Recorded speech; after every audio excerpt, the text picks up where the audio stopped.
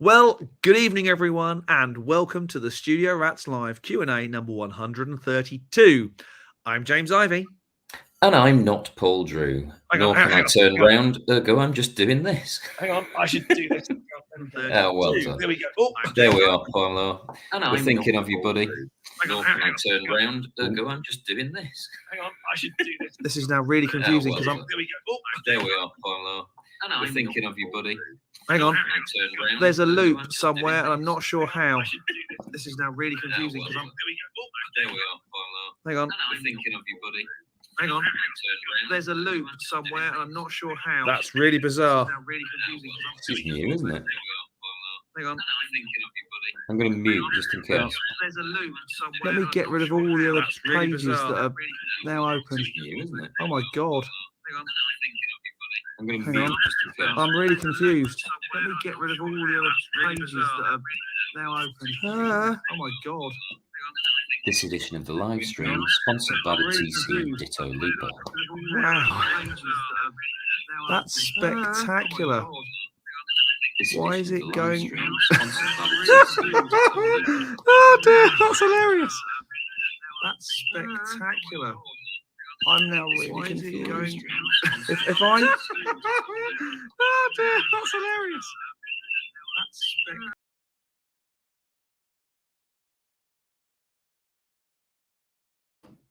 Well, the internet. In the absence of either of the actual studio rats, I'm just going to carry on talking at you. My name is Greg Farra, aka Larry North. I've worked with Paul and James for on and off between the two of them a couple of decades now.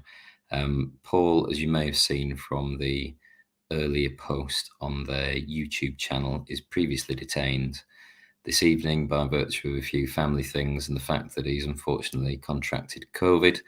And James, let's assume, is having some sort of a gremlin situation in a brand new studio facility. And James, let's assume, it must be at least 3 or 4 weeks since James moved in there, but something has happened in the last 6 and a bit days, 7 days, which has caused this to occur.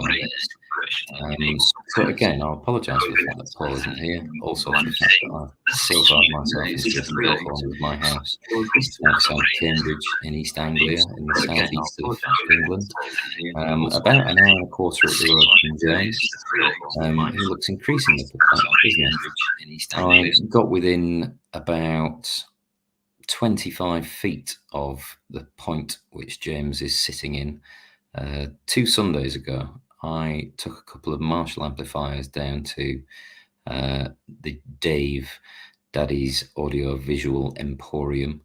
Early doors. James and I have got similar aged kids, and I wanted to get back up to just, as I say, near Cambridge in time for my kids to wake up. And when I arrived at James's house, he was sat at the kitchen table in dressing gown and pyjamas with both kids colouring away, doing what kids do at 6:30 in the morning when they're under the age of 10. I was able to drop off a couple of Marshalls, which Paul and James are going to use in a video to follow up the volume Marshall video, which they did while the studio was still in a state of unfinished construction. I imagine that a number of you have watched the episode, part 3, I think it was, of the studio build update that was released on the Studio Rats channel a little while ago this week, and saw that Dave is awash with Marshall amplifiers, amongst others. Now, James is starting to gesticulate as if to suggest that he's doing the right thing. If only he would unmute his own audio. I fixed it. We can't hear you, James. There is no sound. I've still fixed it. You. I'm assuming that the internet can hear me. Hang on a minute. Hang on. Right.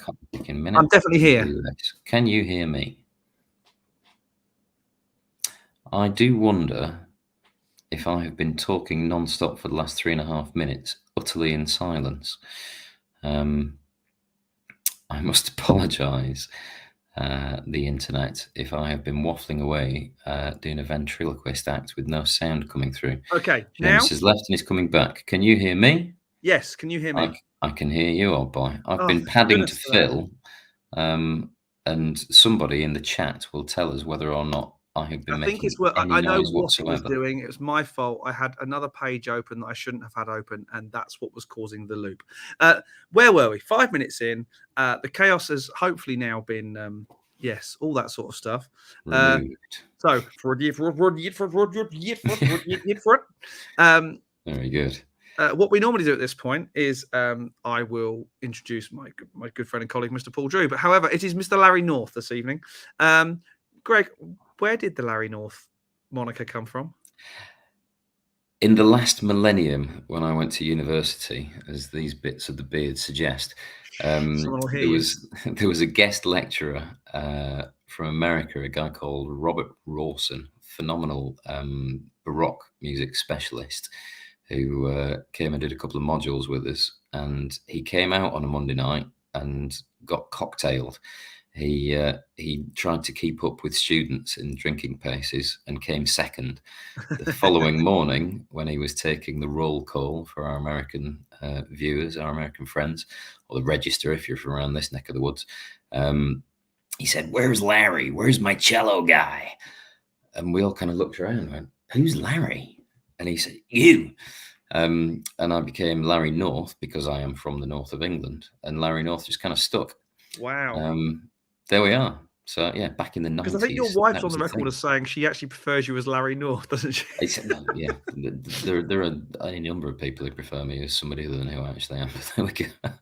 There we are. I mean, I can't see the chat, James. So I I'm can. interested to We will get know into it if shortly. Don't worry. I'm interested to know if me doing a monologue while you were trying to reboot your stream was actually heard by the internet, or if I was muted. It was, but it was. Oh, splendid. Yes, it was. It was. So your monologue. I got your monologue about 7 times in the end because it went round And and round. and But round. yes, Very good. Very good. All right. Well, apologies, internet and the known world and beyond, for our we fixed it. little. We fixed it now. Yeah, exactly. We trooped on. The show must go on, as I'm sure It a is number of you have tradition. tried to adhere to. It is tradition at this point. I ask what you've been up to this week. Well, I have been up to minimal musical things, other than thinking, there's a show coming up. What's already on sale? So I have shared a few things with James and Paul, which I imagine we'll get to when we get to the news. I'm also preparing little DIY tasks that I can do during my day job Christmas shutdown. So I finish on Friday, and I've got until the 3rd or the 4th of next year to potter about the place. I've got a rehearsal with some old university mates on the 30th. We're going to sit and make a racket, and which will probably just be a case of padding to fill until such time as we make our way to a hostelry somewhere near the rehearsal space. But yeah, I've got the soldering iron ready to go, and I've got some little DIY pedal projects lined up that will keep me amused when I get up before the kids wake up. I do like a pedal project, as we know. Well, I'm going to post yeah. the link into the show notes. Excuse me. Bless you, dear boy. I also am coming down with the man lurgy. However, mine is not government registered, so I'm okay on that front. Very good, very good. So I've given the kind of potted what has my week entailed. I know from other conversations there's been a relatively busy week in the Jivey household, and it has mirrored one of my standard weeks. I tend to travel up and down the four corners of the UK in my day job. So doing a couple of 100 miles in each direction is not unusual for me. However, James, would you like to give us the rundown since last Wednesday's live stream? So, roughly how many miles have you covered, and what different destinations have you been to, and for what reason? Quite a lot. I don't know the exact number, but it's a fair few. So Thursday, so the reason Greg says about he's getting up early in the morning, because on Thursday morning after the live stream, I got up at 5 a.m. to drive to sunny Strong. Bath. That's To in, get that's to in the Bath, West Country for those international listeners. James and I live in the east of this little island, and Bath is very near Wales and it's a good a place 200 called it's a good Ireland. 200 miles from me. It's thereabouts, isn't it? Yeah. And I was there by 9 a.m. to Strong. go to Gardner Holgate to pick up my booty, as they say, from Nice. last week's auctions. Shall I divert? I mean, you saw Not pictures just of it. yet. Not just Okay. yet. I want you to tell the good viewers who you met with on arrival and what you did.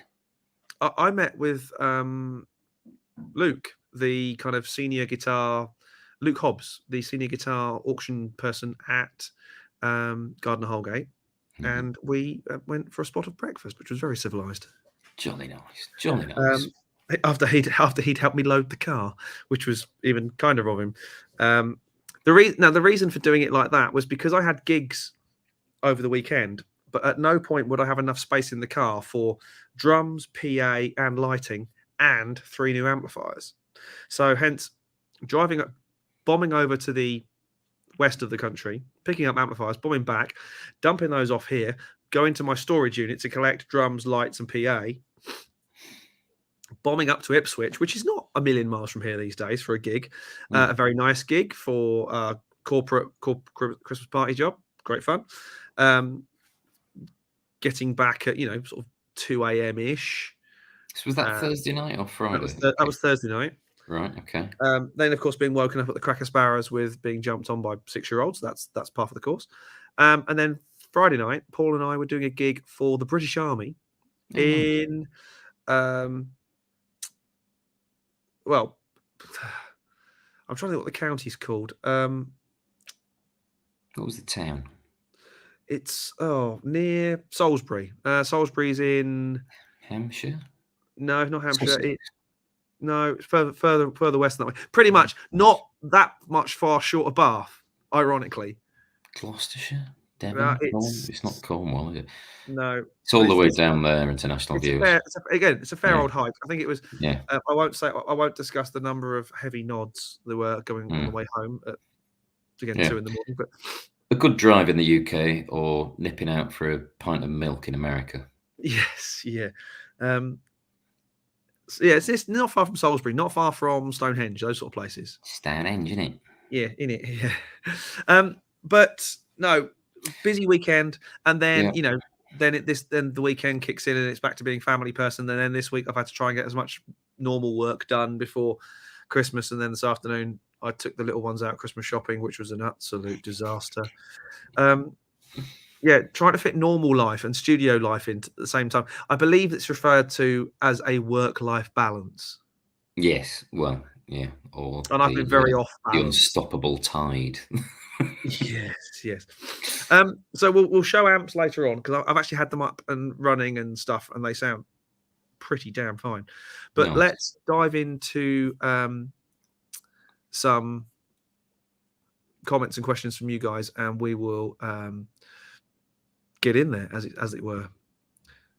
Are you going to read and I'll post, or? I cannot post, so I will read. I can post. All right, you read then. I'll keep posting. Good evening, Brent. Good evening, Rats and Chats. Yes, hello to one and all. Pet, there he is. Has there ever been a live stream without Pet? It's an existential question. Evening, both. Will I be able to run the aux and the Wazza simultaneously for a stereo amp setup? Apparently, there'll be phase issues, which was why, presumably, the next chat will tell us. Hang on. There is no more from Pet. Okay, well, I'll throw my 5 in. You'll be able to say yay or nay. I would suggest that it would depend on the processing speed of both systems, which I imagine is but a gnat's wing difference, and more specifically, what amps are you using? I think you, from memory, have got. Has he got a Princeton, Pet? A Princeton and a Cub, I think. Cub and not a 2-rock. What's the other thing Paul's got? I've forgotten what it's called. Bad Cat. Bad cat. Or yeah, okay. Or So if he's got a cub or a something 30. I can't remember what they're called. okay, so if it's analog amplifiers, as far as I can make out, I think he's going to be all right. If he's going to use some sort of modeler or amp in a box, one of the UA things, for example, it I might induce phase. I think he's asking for trouble because. Well, yeah. If there's a difference in the processing No, I don't speed even of think. both I don't even Ox think that's the and problem. the Boss unit or Roland unit. I don't think that's the problem. I think the problem is what's the power soak? What's being the power soak for the amp? Okay. I think that's more the problem. You can use. See, I've been contemplating something Yeah, similar I with think, this, whether or I not you think could do that's making different life a bit amps. complicated. Does the tube amp expander have 2 ins or a single in? I couldn't say. I You've don't got own the one. Ox, haven't you? Yeah. Yeah. Because I Pat, this is was definitely wondering one. about this. I think this is one for Paul. Yeah. We will speak to Boss always or a good one. UA. Yeah. We're direct to source. Yes, probably not going to get them this week though. Now, here's another idea: get both Paul and Pet into Dave, and stick them all together and give it a whirl. Yes, it is very much a space for those sort of things, as we have Try it out. We now have a sofa as well, which isn't here right now. It's going to be the sofa in the living room. But yes. Yeah, some sort of group hang might. I know it was discussed a couple of weeks ago. That might be the way forward. In the shorter term, in order to answer your question, Pat, I think the easiest solution is to get Paul to bring his tube amp expander with him when next he visits that facility, because there's already an Ox on site, isn't there? Yeah. And give it a whirl. And we have enough amps to think a battleship now. Yeah, not going to be any shortage there. We certainly have enough Marshalls to. I mean, I think we've got more Marshalls. Start a small shop. Yeah. So we've got more Marshalls here than Milton Keynes. Good morning from Brisbane, says Jeff. G'day, mate. I hope Santa put something nice under the tree for you all, preferably something made from a tree. Well, quite, yeah. A nice Strat. Is Jeff a Strat man? I don't know. I'm hoping, to be honest, I'm hoping my new car will be my Christmas present. I appreciate it's one from me to me, but I've been promised it before Christmas. I mean, I was also promised it in July, but that's another story. I was going to say, for those that aren't aware of this saga, when did you order it? When were you first told it would arrive? I ordered it in December last year. Yeah. I was told June, then July, then September, then October, then November. And now I've been told this week before Christmas. There's a chap with whom I work who ordered a new company car, waited for 12 months and was told to wait another 2 months. After that 2 months expired, he got an email from them saying we're allowed to advertise. It's not the BBC, is it? Yeah. Mercedes are no longer making that car. And he said, okay, when are they going to start? I said, no, we're not making that model anymore. Oh, right. So you've waited more than a year to tell me you aren't even going to start making the car that I have ordered from you. There was some expletives and he went down a different route. Anyway, there we are. Yeah, get a guitar. It's easy to get hold of the ironically, though, it's actually gone the other way for me. So in the year that I've had off from not having that car, so since ordering it, the price of said car has gone up. And the price of said car has gone over the 40 grand. Wow. Which means it now has ridiculously high tax for the first 3 years. Yeah. Which they have refunded double of as extra deposit on the car. Nice. So they're giving me another 2 grand deposit. Bingo.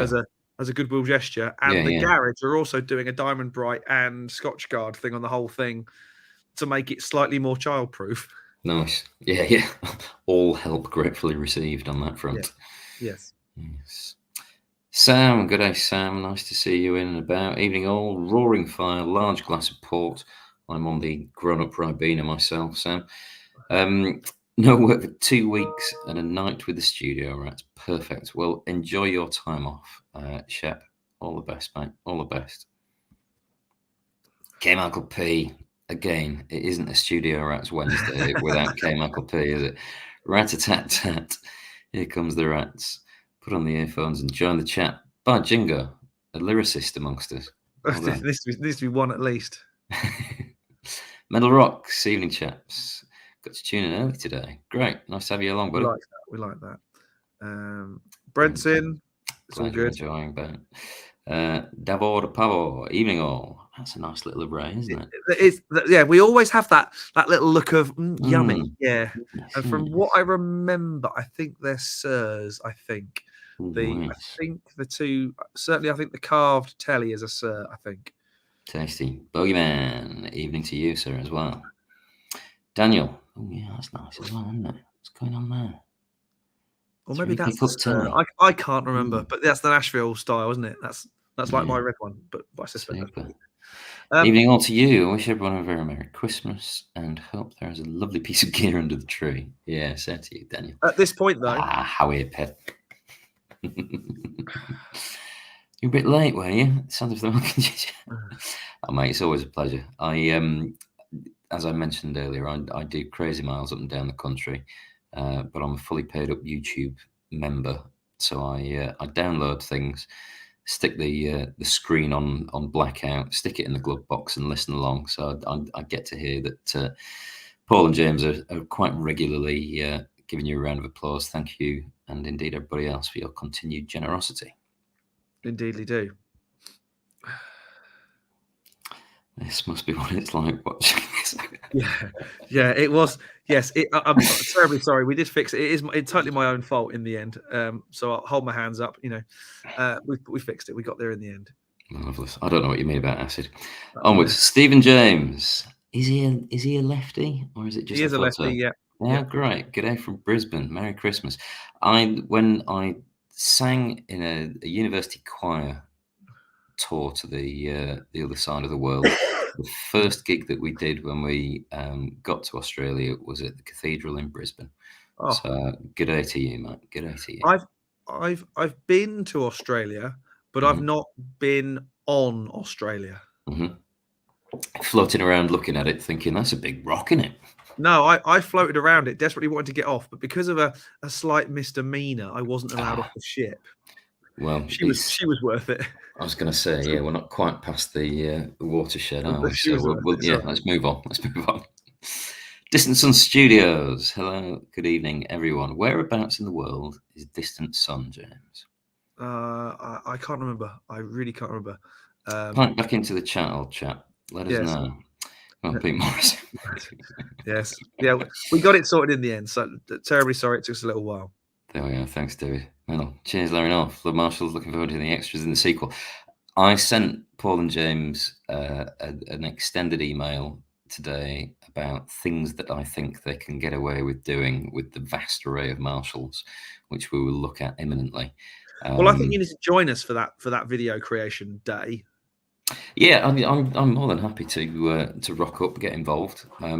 If nothing else, to provide some of the timber for the stand that I mentioned in that email.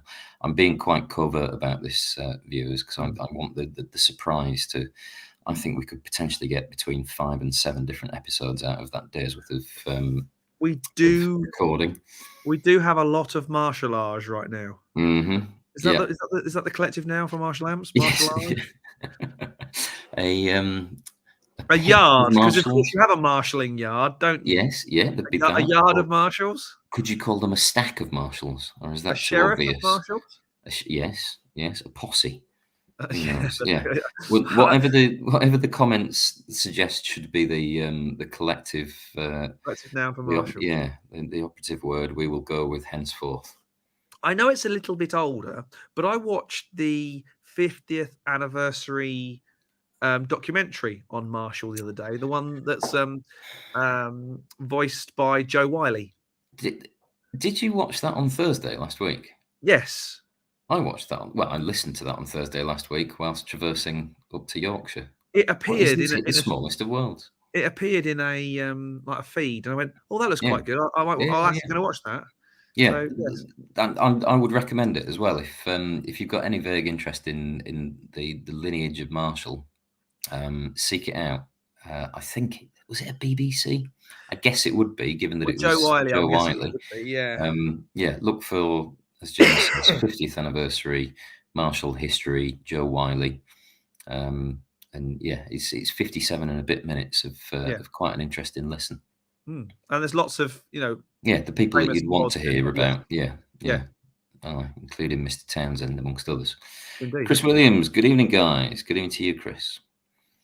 Glenn, hello, even gents. Happy holidays. And to you, sir. And to you. Now that guitar I like. I really like that guitar. What is that?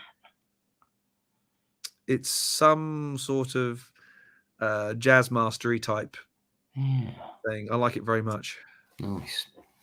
Mark's gas station. I would like to know if Mark does indeed have a gas station.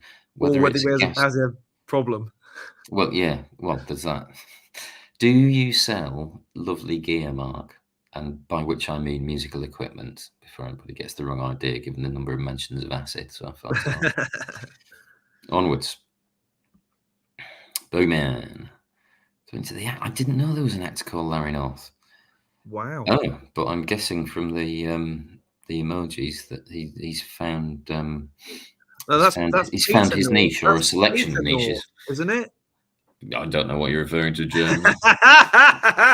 No, I think you'll find that's Peter North. I hate to have knowledge in this field, but I was young once, and could be Bogeyman. Let's see. Yeah. There we go. Paul mentioned in past shows that he wished that PRS would sell the 8515 pickup Sweetwater limited run for $500. Does that equate to good value, David? It's a long while since I've looked at exchange rates, but by virtue of Brexit, it isn't far off 400 quid at the moment, isn't it? Yeah, I was going to say, which for a pair of pickups, is it 3? In which case, maybe, I don't know. I suspect it's probably a pair.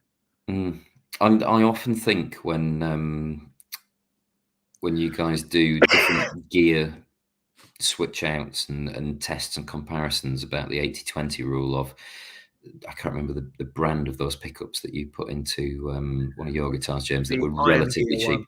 There you go. Iron Gear that went into my 335. Enormously cost effective, but a great hike in terms of quality of sound, of output of that instrument.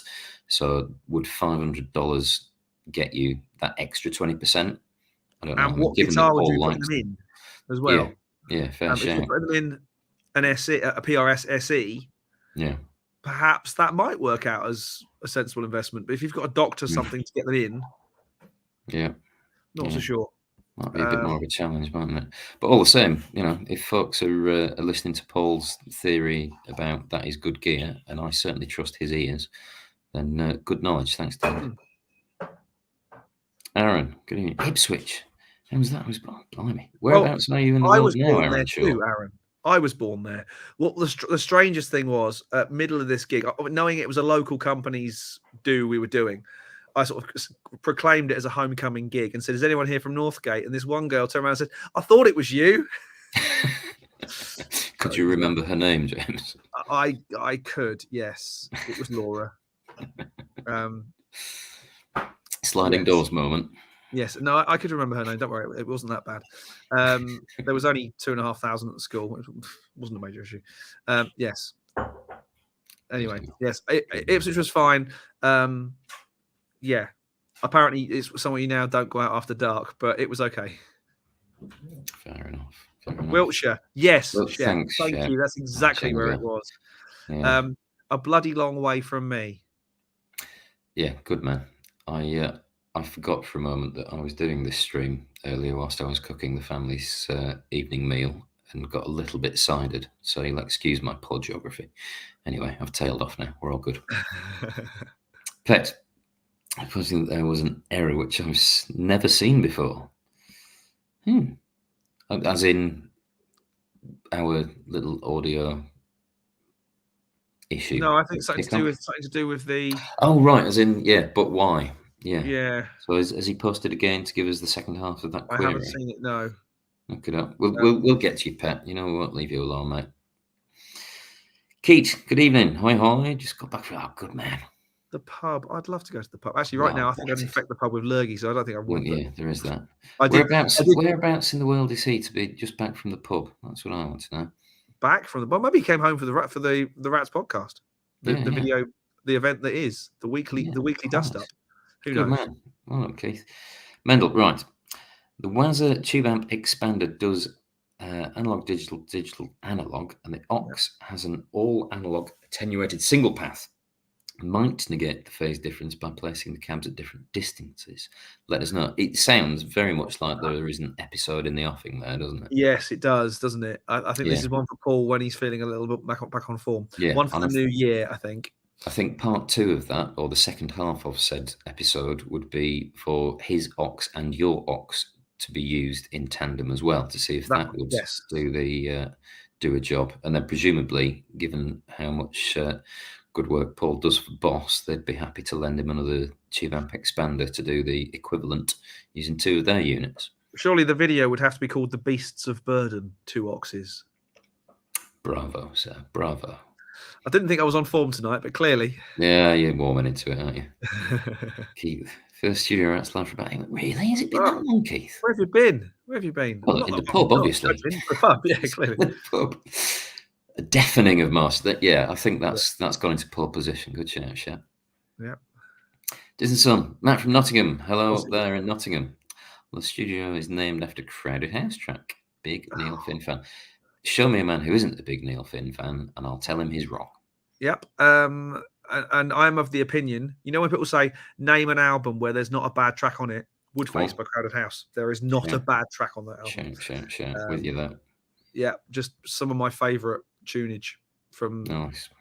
The funny thing was, I used to work for Ben and Jeremy Finn, as in the Sebelius brothers. I'm going to say Ben and Jerry there. No, Ben and Jeremy, or Ben and Jay, as they were better known. Mm-hmm. And obviously, we had some fairly highbrow classical composery clients, and one signed the call off, said, "Do wish Ben and Jay my best for their performance this evening at the Royal Albert Hall." And I was like, I think that's not the same Finn brothers. Slightly different, yes. Yeah, fair play. I would have loved to have seen Neil Finn with Fleetwood Mac. I would have loved to have seen. Yeah. That would have been an awesome. Isn't it? Well, I'm envious, basically. The idea that you could be in a band as phenomenal as Crowded House, and then once you're in that rarefied air, just going to sit in on the Fleetwood Mac gig for a while now. Why not? Well, the honour of being asked to join Fleetwood Mac. Yeah, yes. Astonishing. Well done, him. Good for him. Yes. Jeff, good day. Surely it has to be a posse. Yeah. Nice, I think posse is getting. I'm going to write these down, folks, so that we can do a little poll. I believe that's a thing on the interwebs these days. Marshals. What do we have? A deafening. A deafening. I like a deafening because they certainly are loud. A posse. Nice. Good. Thanks, Jeff Rock. Mark. Yes, a problem. The name I use for my Reverb account. Fair enough. Dangerous. Do you sell things on Reverb though, or do you just buy things that the Aaron Dawes doesn't know about? You don't need to answer that. You don't need to answer that. Yep. David, PRS have never sold any of their fee cups alone before. Yeah, right. Well, fair enough. Yeah, I guess it's one of those, isn't it? Supply and demand. Ergo, $500 is good. Yeah, Terry Hall, great shout, Pet. Yes, sad indeed. news there. On the topic, without Ghost Town, would gorillas exist? Interesting point. Certainly not in their current state. What a great look and sound. Love both. Absolutely. On the subject of sadly passed musicians, whose birthday is it? You don't have to answer, James. Let's see which one of the viewers. Are they alive still, or are they? Unfortunately not. Passed a while ago. Anyway, we'll keep going. It'll appear in the chat soon enough. I once did an interview for Production Expert with the guy who played Hammond on Ghost Town. Really? And he has a studio called Woodworm. Paid for by the royalties. Absolutely paid for by the royalties of that song. And yeah, lovely chap. Woodworm Studios. You can search it on that. Whereabouts are they in the world? God, this is going back into your. They are. Hang on. Something Lime under Newcastle. No, the other one. Ashton. No. God, no, I can't remember. Let's keep going. Yeah, Yeah. my brain's good, but Once not once that. we're getting into the weeds of Yeah. novel parts of English geography, Yes. I imagine Yes. our American friends are getting a little bored. John, good evening. Evening all. Hope everyone has a great Christmas and gets some new music-related prezzies. Ditto, John. Looks like you've got a nice array there, but show me a person who has got everything they want and would turn down new gear, and I'll show you a liar. What's the phrase? How many guitars is the right number? Always one more. Yeah, one more. There we go. Keith, Berkshire at the moment, visiting Berkshire. for Xmas. Oh, he's Singapore, that's why. Yes. There we go. Yeah, I recall now that you've said it. It's patently obvious in hindsight. And hence the reason you're just back from the pub. You're making the best use of your time. Good for you, Keith. Hope you enjoy the trip, mate. John, just bought a power conditioner surge protector for my studio. Power in rural France is a bit iffy. It has really reduced the amount of noise in my system, which I'd done it years ago. Quality of power, clean power. That's one of the it's really, questions I'm really going to be important. asking James about when we talk about the studio shortly. It is really important, and it's something that several people have asked me about, actually, but we'll get onto it in a minute. This is actually the last question for now as well. Okay. Mitten Guitars. Just watched a rundown with Sean Tubbs. I saw that one appear on my feed as well, Mitten, but I was busy trying to do the family thing such that I could get on here and make sure that the technical disaster wasn't leaving you all watching a blank screen. He's running a Rev D20, 2 notes, and red plate aux stereo without issue. Interesting. Nice. It's the D20 that's got the IR thing built into it, isn't it? It's got 2 notes built in, yes. Yeah. I think that's the thing here. Because it's got 2 notes built in, you can feed the signal to it internally and then use the aux. I think that's getting you round the problem of routing and splitting signals and stuff. I would still say without trying it, say I would need to try it. But the fact that Sean Tubbs is doing it makes me think it works perfectly. Yeah, there's got to be a way around it if he's okay. I mean, even if there isn't, he still sounds phenomenal, doesn't he? Yes, exactly. Pets, regarding our indoors, I tend to get my orders delivered after checking with work rota. Very wise, yes. One of the reasons why it's nice to have an office on occasion, isn't it? Something delivered to work. Secrete that into the house via the boot of the car when somebody else has gone out shopping. Yes. Very wise, Pet. Very wise. We've all got our means and ways, haven't we? So we are a little early for the news. Yes. But I do know that you have many a question post the studio part 3 build video we put up this week. Yes, quite. So while Paul's not here, let's get nerdy. Yeah, well, this is the thing. For those of you that have missed my intermittent appearances on here, I've worked the last 20 years in and around the construction industry in one role or another. So whenever James starts trying to put a number on how many screws have gone into that studio, my ears prick up, even though Paul starts to yawn. So in his absence, let's have a bit of a yarn about it.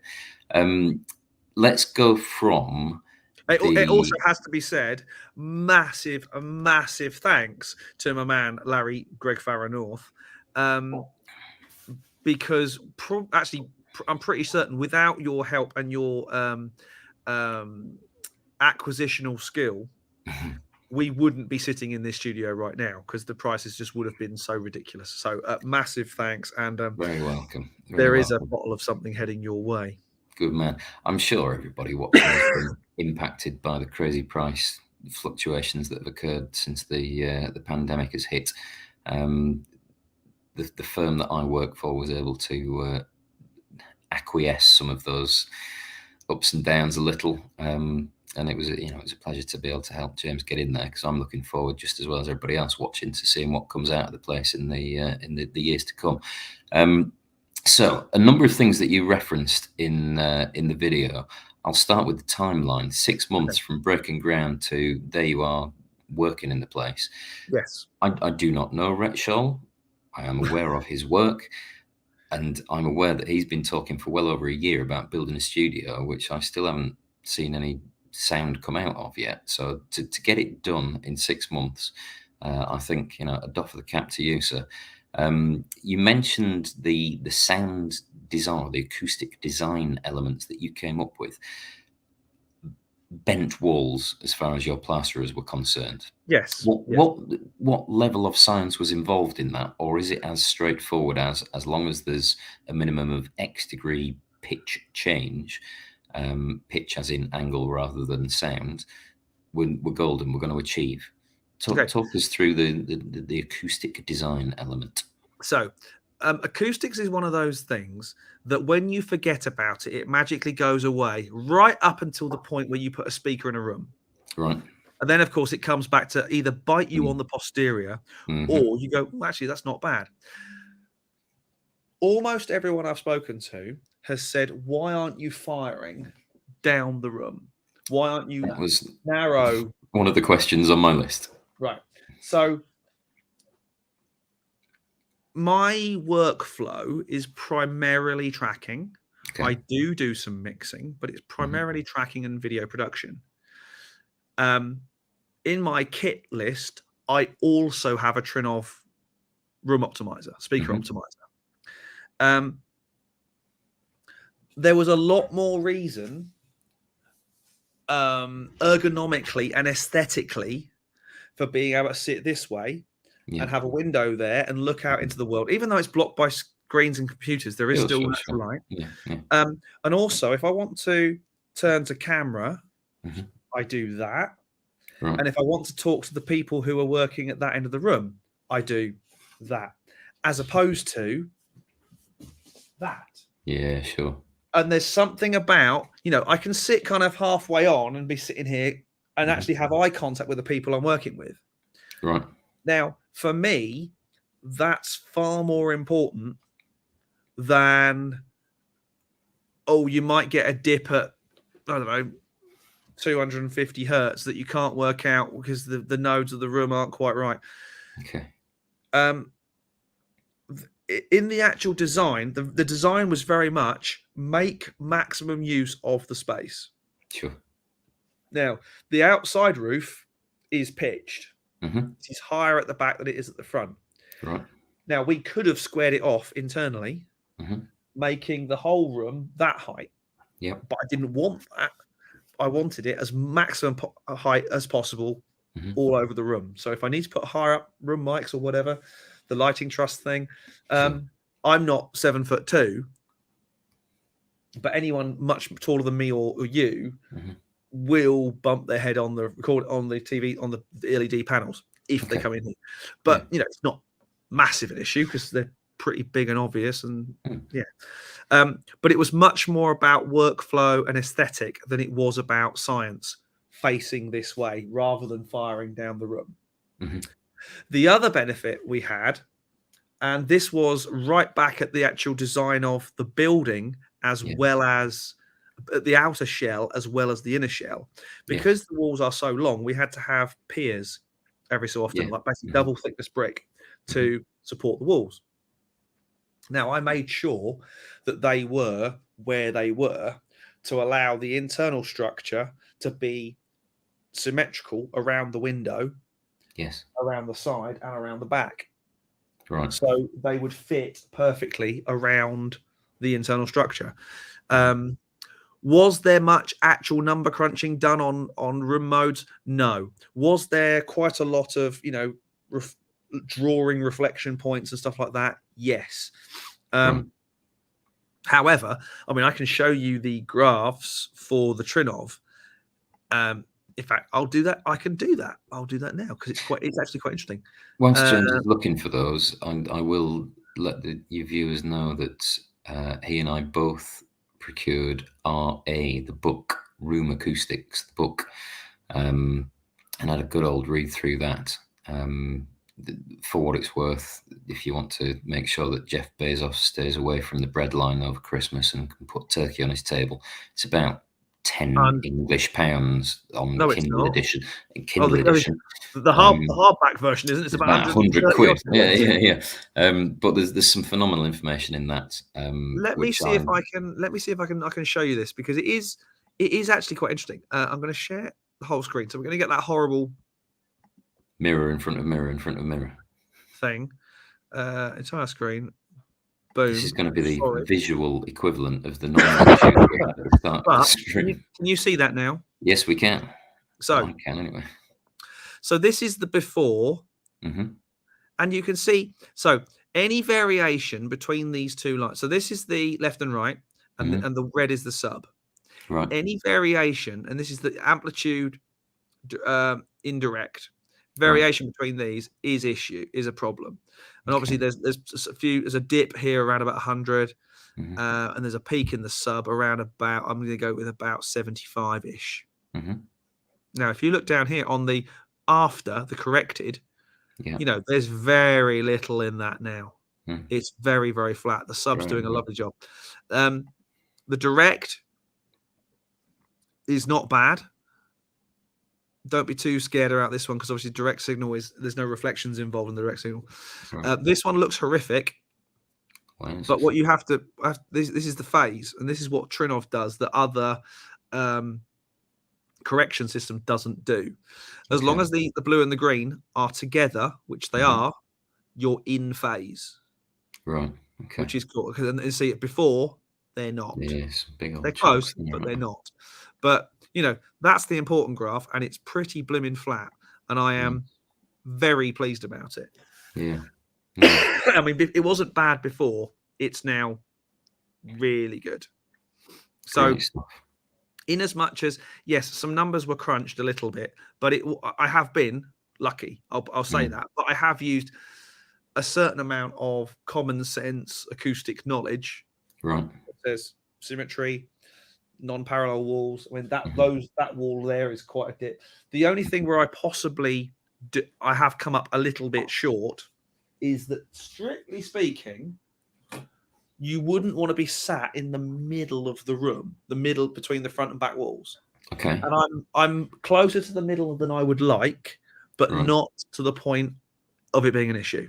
And what if you are slap banging you could be in a node, like a dip, but it doesn't appear to be an issue.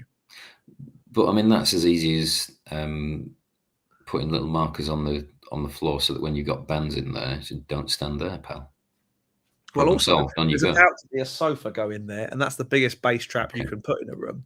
So I'll need to re-sweep then anyway. Yeah, but that was going to be the next question. You've got a variety of things on the wall, just general good practice as opposed to intricate design. It must be placed there. They must be this size. There's a thing called the mirror method, where basically the principle is that you engage a third person, right? And that person, you sit in your mix position, and that person moves a mirror down the wall. Yep. And when you see a speaker in that mirror, that's where you need to put some absorption. And when you see the other point, that's where you need to put the absorption. So generally, you end up with 2 on this side, 2 on this side. Yep. It's generally good practice to put something behind the speakers, and it's generally good practice to have some sort of diffusion. These are diffusers and bass traps in the same thing. Whether you think that a bass trap can work in that thick, I don't really know. I used the GIK room acoustic treatment guide thing, and it came out roughly right. What, of course, it said to do was put a load this side as well. Okay. Which I can't, because it's the other end of the room. Yeah. For those that are intrigued by that subject, either for your own space or just general interest, there's a YouTube channel called Acoustic Fields, which spouts chapter and verse.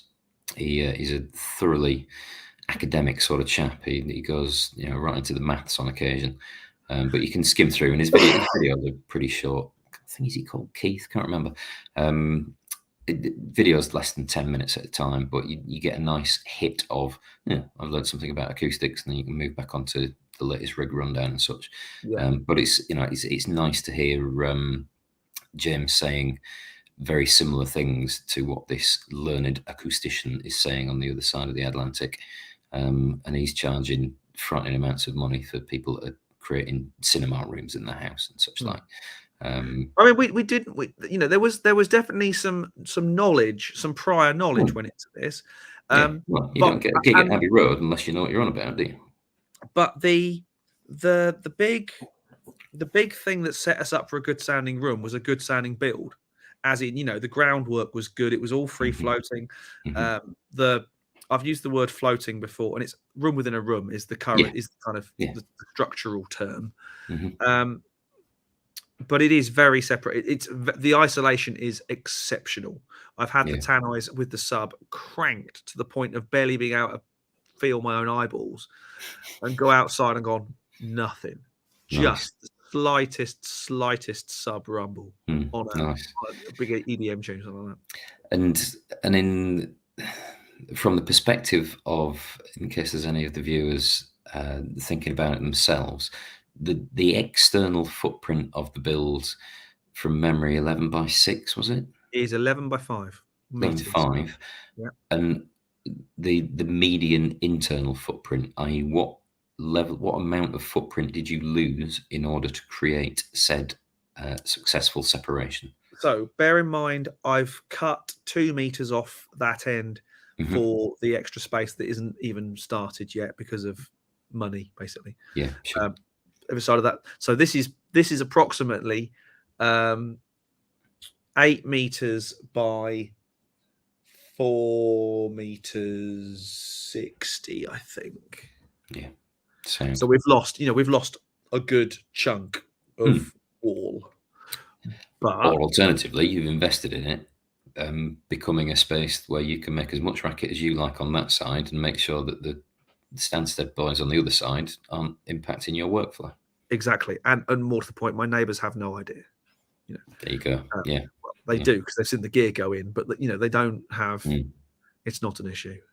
I must say I'm envious, given that I tend to get up at silly o'clock as you did last Thursday. The idea of being able to just sneak out of the house and dime one of those variety of Marshalls you've got there, and the kids carry on sleeping back in the house 30 feet away, whatever. It sounds wonderful.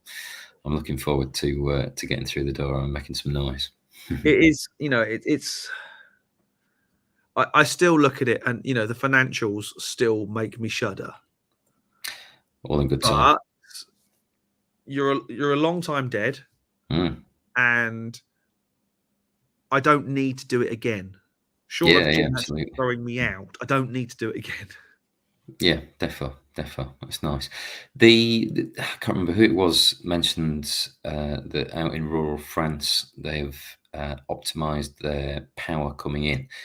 Talk to me about how you've separated different circuits. So there's an awful lot of lighting in there, amongst other things. How have you separated things in order to minimize unwanted noise, maximize sound quality? So there's 2 filters on the system. There is actually a mains filter in the house. Right. So where the big cable comes from the outside world, it then goes into a splitter block, and then basically a big Y split. Half of that goes to the house, half of that goes to a dedicated switch and filter in the house, which filters the mains even before it gets in the ground. Okay. That's one thing. It then comes down a 50-meter cable from the house out the front, down the wall, blah blah blah. It will go underground. It doesn't yet, mainly because we don't know what we're doing with the garden yet. Sure. So there's no point in messing around with it too much when it'll be double bagging, whatever. We then hit a dedicated consumer unit this end that has a mains filter in. Filtered mains, I can't remember what it's called. It's by something box. I can't remember what I think they're called Fuse Box. I think that's what the company are called. Logical. Good for Google search. Yeah. And the lighting is on its own ring. The power and the lighting power. So the lighting power that's in the truss, they are all on their own ring. Right. And then the mains power for the sockets around the room are on their own ring. Yeah. And then for the actual audio kit, I have it's an older unit now. I mean, everyone these days goes for Furman's because that's what you use. But at the time, and this is going back about 25 years, probably more than that, when I bought my first rig, Ticket Audio Products, and they do a thing called the Power Line, Right. which is not only high quality mains, but it also gives you your 9, 12, and 18 volt DC and AC.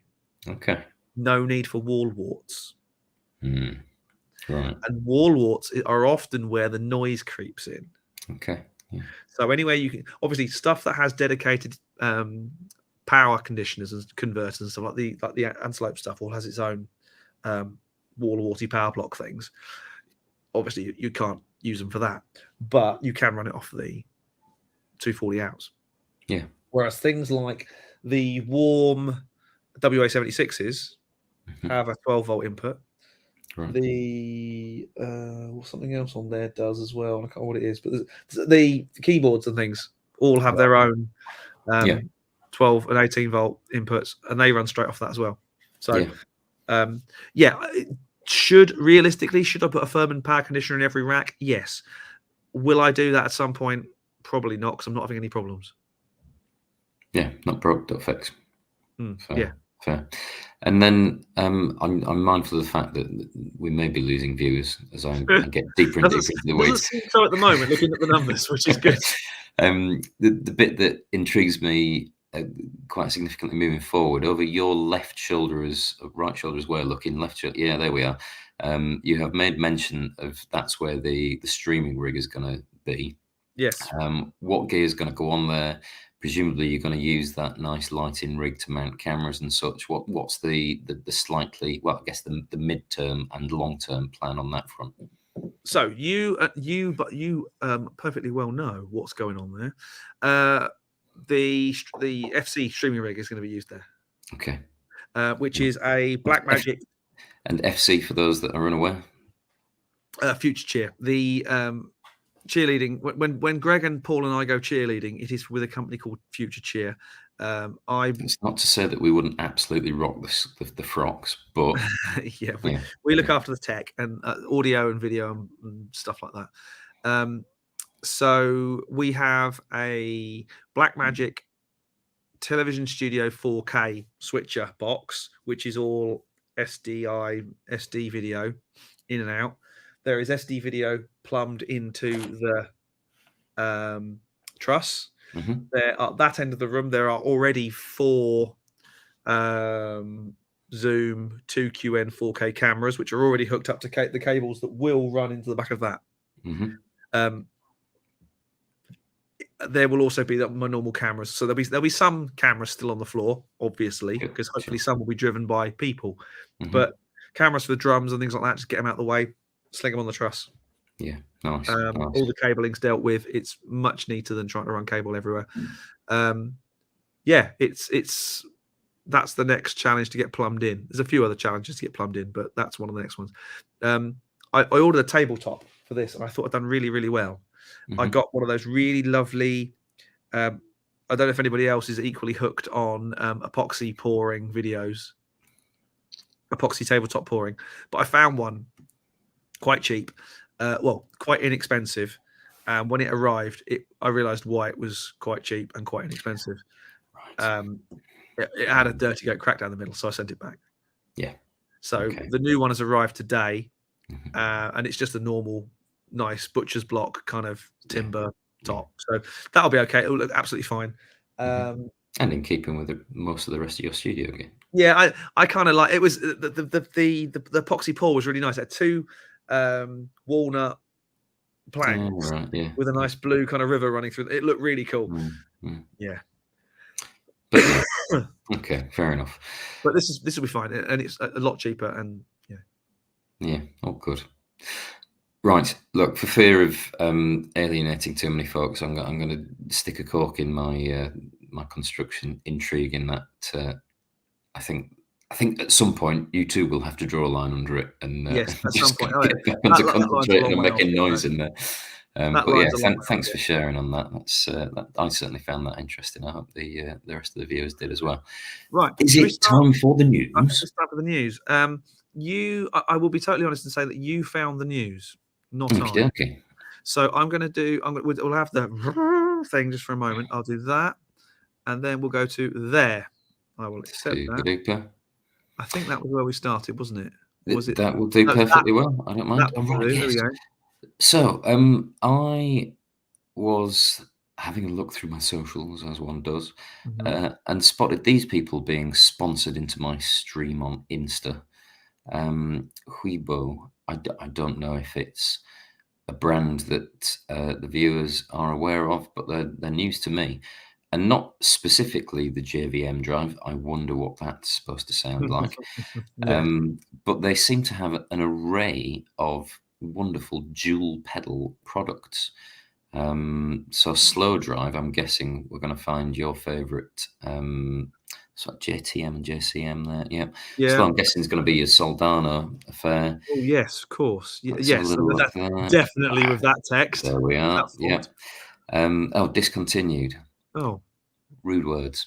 Ooh. But the feed that I saw, and I guess you might be able to find your way through there. Flex You say space. flex I face. wonder. So okay, Yeah. so a black panel on one side and possibly a plexi drive on the other side. Yes. Dumbledore. I wonder if J.K. Rowling's again trying to keep herself off the breadline by slapping a lawsuit on those folks. But these were coming, €225, Hmm. including shipping. They're coming in at less than £200 sterling over here, which for a dual channel affair, assuming they're up to snuff, I haven't heard That. one. Dynamic switch of some ilk, mid frequency Yeah. boost as well. Given Paul has just done the Earthquaker dual channel and bought himself a dual list, I wonder if we shouldn't ask him to go down the rabbit hole of dual channels. This could be one. The Crazy Tube Circuits Unobtainium has been getting a decent amount of traction since its release. I watched Pete Thorne's Sunday morning live stream the other day, and he's put that on his live board. Cornerstone have just released another dual channel. I mean, it looks like the Weibo guys have gone for the obvious food groups here, doesn't it? But Yeah. they are the obvious food groups for I good mean, I'd reason, love for the most part, to aren't put they? this up against my Oh, you just RTD got 800 Maxon. yeah, and you just bought yourself a TC Electronic dual distortion, didn't you? Vintage dual distortion of some ilk. Yes. Yeah, nice. So anyway, yeah, we both had a decent amount of free advertising there. But I'm This one. yeah, that's the boy. There we go. So, two controls and the truth. Yeah. An Rather input, than an output, a color filter, and another output for gain B. Gain A. Yeah. different noises, avoiding. I haven't actually tried it yet, if I'm honest. Nice. I wonder in the comments, folks, if you'd like to say yay or nay, because as predominantly a viewer myself rather than contributor, I am interested to see Paul and James go down these rabbit holes. I find it quite interesting, and to have the kind of common denominator of the way that Paul and James put their sound out, trying these different things. Personally, I'd find that interesting. Would you? Anyway, on to the next one. Here in the UK, it's already January.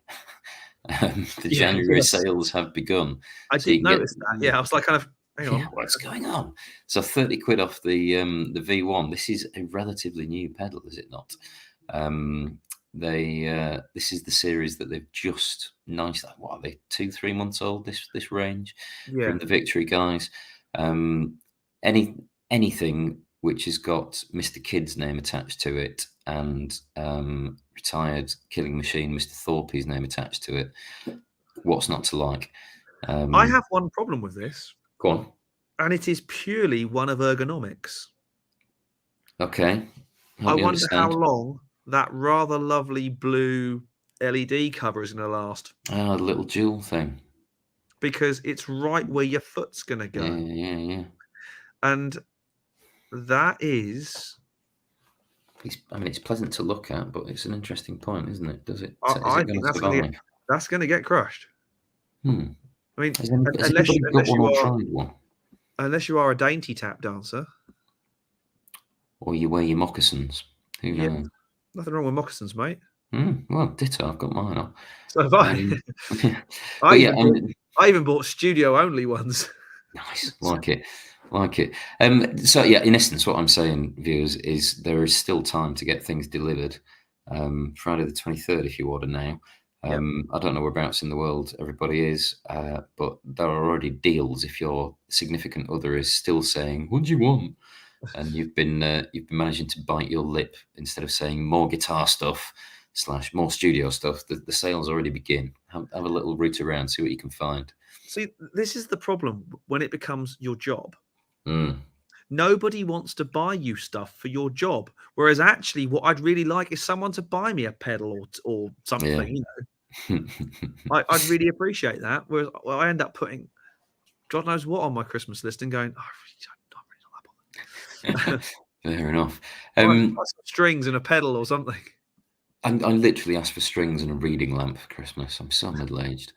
This isn't just an Anderton's advert as we move on to the next one.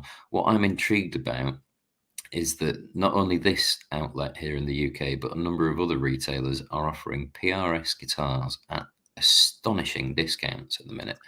That's They amazing. were touching £900 or even £1,000 when they came They out. were into four figures, weren't they? Just about. Yeah, and it comes with the gig bag. I know Paul Reed Smith has been over to the Far East, Europe, and then the UK in the recent past.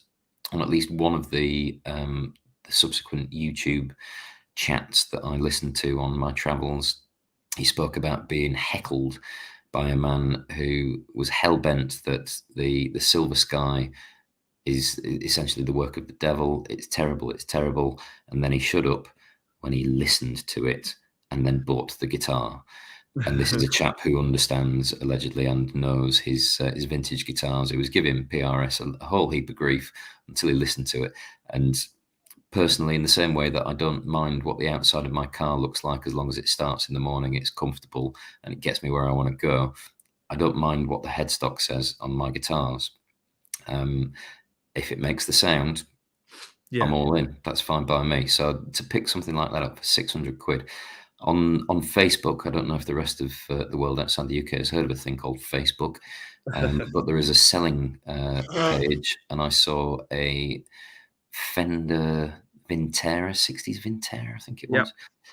Essentially £1,000 guitar brand new for £600 second hand, and you could get the PRS brand new for £1 less.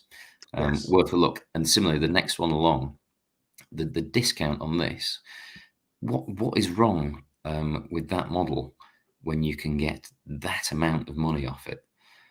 Well, I think that clearly looks it's just not very pretty popular, sweet. is it? It's that Yeah. what's interesting is I don't know if you have watched it yet, but Rhett Scholl did a video on the 5 models of Custom 24. Mm-hmm. And the problem is that he, like me, said they're amazing guitars. They really, really are incredible guitars. But there's only one problem. They just leave me a bit cold. Right.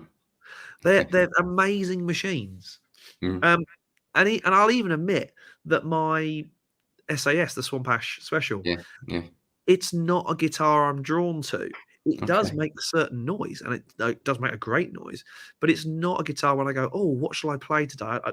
I'm not drawn to it. And why is that, do you think? Now, a lot of it could be PRS definitely have the collector's mentality. Sure, but it has been discussed in depth on this channel and many other forums. Let's get past that bit. But as a man who plays and is in the industry, what is it about it that makes you think, no, not today, not you? I don't know. I just think genuinely, I think I'm left cold. Mm. I'm not emotionally moved. This guitar, as brilliant as it probably is, that standard stealth custom charcoal satin finish.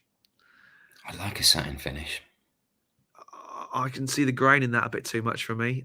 No, it makes me a bad person. I know. I'm not feeling it. Sorry. To each their own. I'm interested when we come out of the news to see what the comments are saying about it. I do like the fact that on the Anderton site, you can choose which one you want, as Mm. it's on the serial number. Yeah. I like that. That's very cool. But the fact they've got so many of them makes me think they did a job lot deal. Similarly with the SE Silver Skies, Yes. there are only, as far as I can make out, the two colours that are on that price point. Yeah. Presumably the two colours that have been sat in the factory, Yeah. the warehouse since release, and now they want to get shut and start building something else. I actually quite like that colour, though, I have to admit.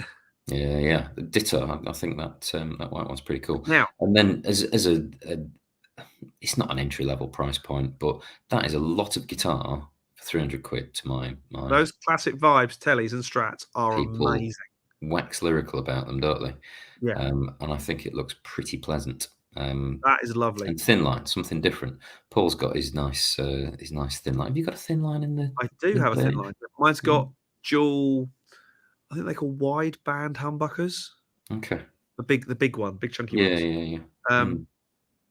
Even that wasn't as cheap as this. This is a great guitar for $300, 300 quid. That's a hell of a guitar. And again, there's no kind of nailing colours to the mast here, folks. I'm not particularly pro or con Andertons. I love the amount of content that they put out on YouTube. I've learned a huge amount from them.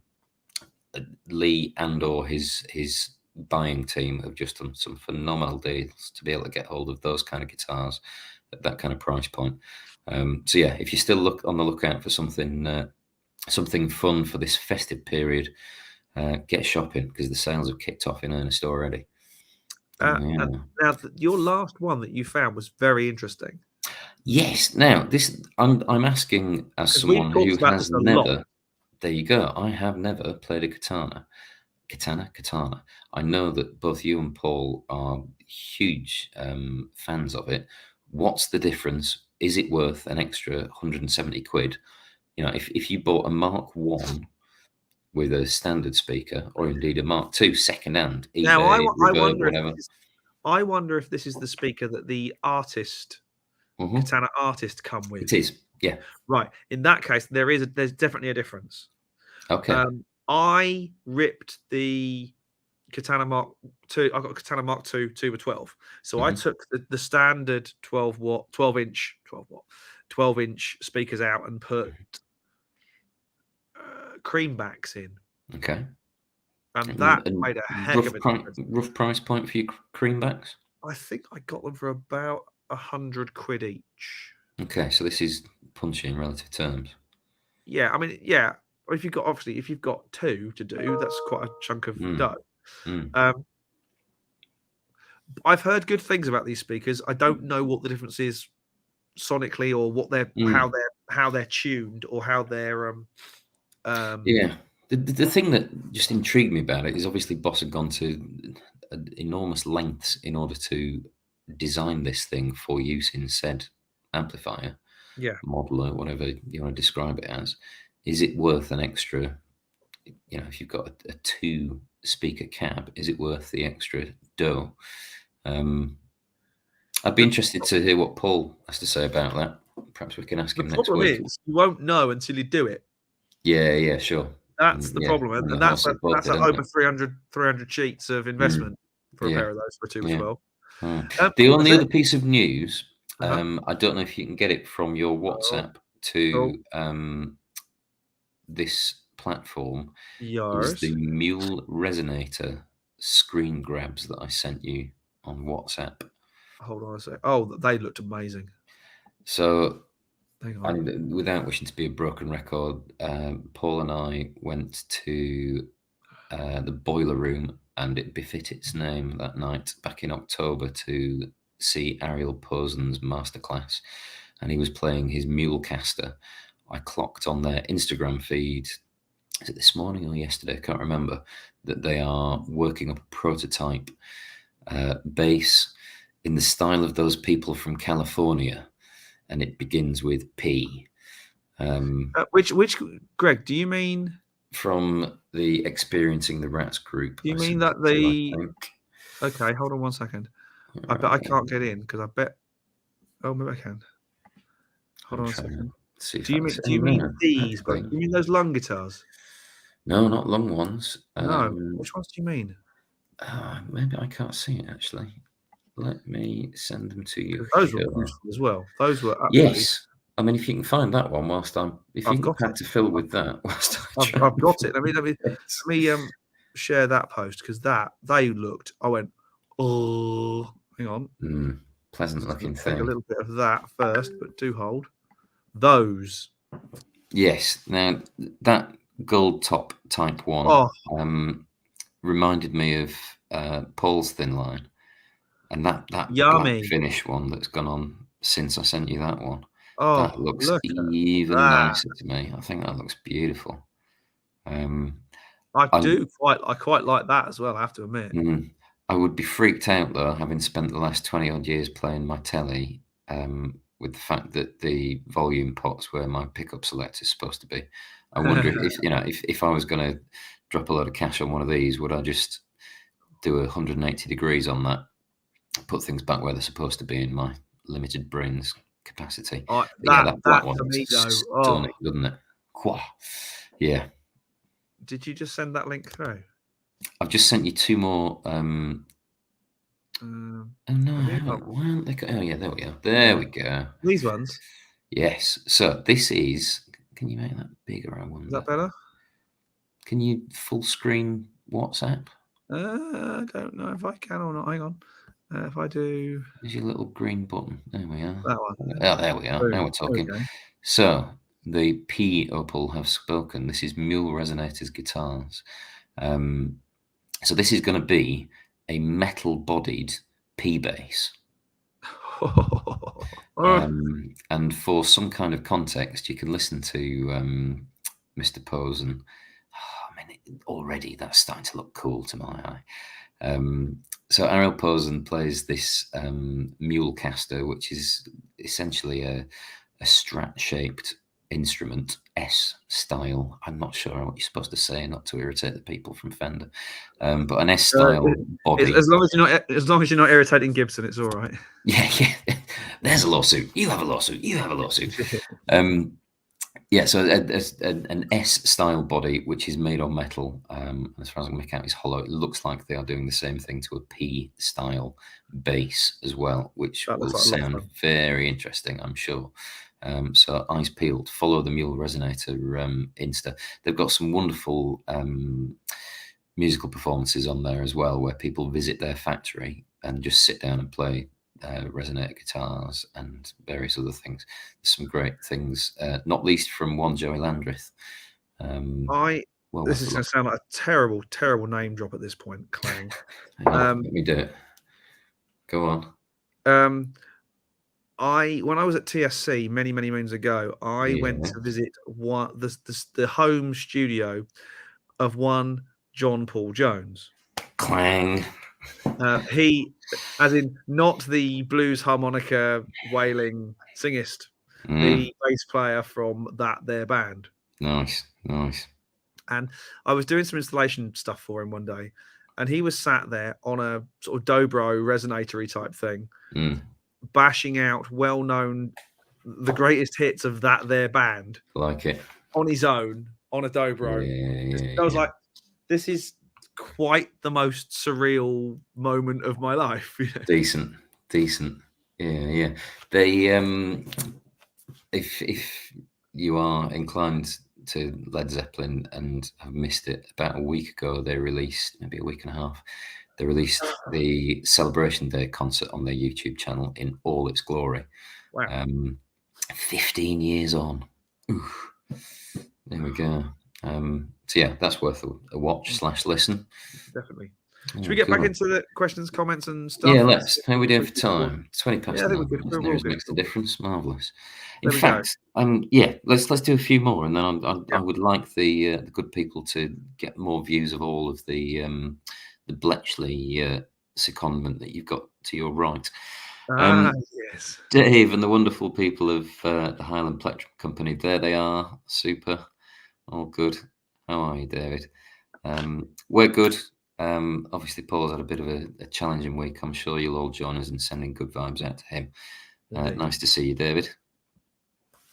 Shep, no Christmas gear this year. Spent it on electricity during the last cold snap.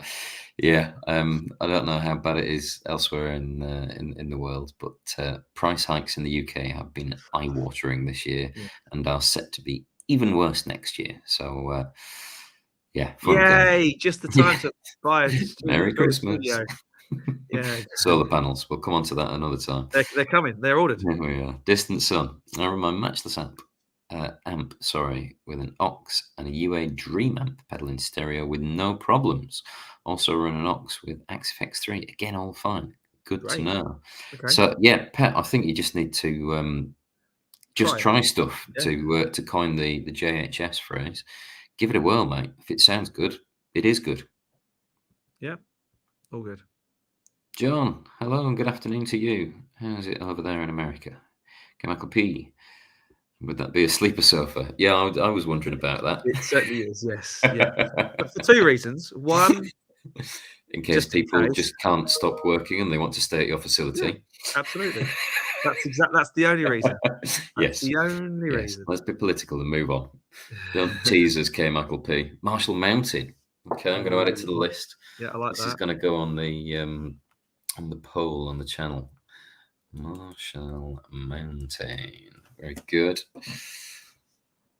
AG, hello AG. Hi all. I'm curious to hear how everyone handles this. Do you record a demo, an idea for a track, and then record a final version, or do you work the demo into the final version? If that makes sense. By which I assume you mean you keep the spark, the inspiration of whatever you put down as the demo, and then build the track around it. Or do you go, okay, there's my demo version. I know what I'm going to do. I'm going to start from scratch and get beautiful, clean takes across the board and just keep hammering out takes until I get something that I'm happy with. Did you interpret it the same way, James? I did. And I would say, to be honest, I work in both ways. I would be inclined to do the same thing. Sometimes I will think, oh, this demo's got a vibe. It's got a thing. I'll keep the acoustic guitar track, which has maybe got the rolling vibe. It's got them. Yeah. It might not be 100% on the grid. I don't care as long as I can follow it. I might even, if it's such a good vibe, I might even get the grid to follow it. Right. Which is totally doable in Pro Tools, or even other DAWs will do the same thing. Or I might think, do you know what? I will often sketch out the arrangement. 8 bars, 4 bars, fills, 6 bars, whatever. And I'll play the drum part, singing the track in my head, so I get a clean drum part with nothing underneath, and build on top of that, which is as you would if you were in a studio with a band. Ideal world, I'd get Paul and Ben over, and we'd thrash out the track in one go. Like when Paul and Dan used to come over to the old studio. Dan's commute is a little further these days, but slightly difficult. Yeah. But it will happen. It will be happening sooner, hopefully, rather than later. Yeah. AG, what is your experience in general of that, and indeed, anybody else in the comments? Always interested. Shep's back again. For those who suffer with dirty mains, try a computing 19-inch PDU first before spending fortunes on music-specific solutions. Wise words, Shep. When first this came up in conversation earlier tonight, was thinking about voltage optimization units in an industrial building capacity. I'm wondering if that would be the way forward, because they are proven to lower your cost. If you can optimize the feed coming in, clean it up, can you reduce your overheads and increase the quality of power that's there as well? The other thing that if you can find them, and basically what you want to do is when BT are upgrading, or your telephone provider are upgrading the systems in a large building like an exchange or in someone's big system, they will have a 1-to-1 transformer. And that 1-to-1 transformer is exactly that. It doesn't, a transformer, for anyone who's not electronically technological, is a way of stepping up or stepping down voltage by having more or less coils on either side of a transformer. Well, a 1-to-1 transformer has the same number of coils on both sides. Thus, you get no voltage change. But because it's the link between the two is one of magnetism, not of cable, You Yeah. get no crap, Interference. no Yeah. noises, interference. So what I had one for a while, and I was offered an exorbitant amount for it because someone saw how useful it was, and it wasn't for me. It wasn't doing that much, whereas for him, Right. it really sorted out his problems a lot. Mm-hmm. But they do come up on eBay, and you can pick them up for like £100, and it will run your whole studio. Mm. It will run most people's whole studio, no problem at all. Nice. Filtered, that is. Yeah. Keith, James would hate my PRS S2 single cut. Very satin and woody. Shows a picture, Keith. Yeah. I'm a bit. I don't know. This is from the person with the most gloss finished drum kit known to man. Shiny. The PRS seems to be Marmite in guitar world, doesn't it? Yes. There doesn't seem to be much middle ground. Anyway, Pet's changed his. What's happening? You've That's got his yourself sign. some That is his neon, have you? sign. Lovely. Yeah. I've seen that before. This is the problem with listening to your feeds in the car rather than watching them. I don't see these things. I treated myself to a neon sign for my humble studio. Just need to upload content now instead of gazing with a pint and basking. And there's room for all of these pastimes, Pet. But yeah, I'm interested, and I'm sure everybody else in the I like the sign. Studio Rats family are interested to listen to what comes out of your studio. Get uploading, mate. Do I not need a Dave sign now? That'd be advertising for a tin pot UK TV channel, though, wouldn't it? It would, wouldn't it? I might be able to pick one up cheap though. Well, yeah, there is that, isn't there? Interesting. I don't get the cold feelings from my Kiesel guitars. I think it may be because they are semi-custom. I have skin in the game with each one. Yeah, fair enough, mate. Yeah. I've never had a guitar built for me, so and also bear in mind, I'm not first call guitar player, so sure. Yeah, I'd be reticent to do that, to have a custom build, only because you might wait 18 months, 2 years longer for it, and then go, yeah. As opposed to getting something off the shelf. I don't like it. Exactly, yeah. Thomas, AI music generators. What are your thoughts on this, guys? I've recently pretty impressed on their capabilities. That this technology gives you which this technology gives you as a springboard in creativity. I have not. Ergo, wouldn't want to pass comment. Have you dipped a toe in that pool? I've not in the Well, I suppose I kind of have a little bit with Isotope.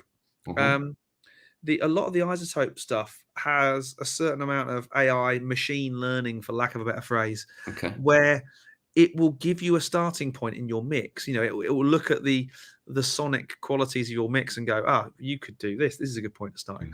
And generally, it does a pretty good job. I see that stuff becoming more prevalent in the industry. The more we have the power to do it in our home computers. Right. You can get a seriously pokey machine these days with a fruit badge on it for a couple of grand. Yes. Someone did ask me actually on the stream why I was using PC and not Mac, and the answer is I use both. At the time, when I built or bought and configured that PC, there was no Mac that would come close to it for video. Okay.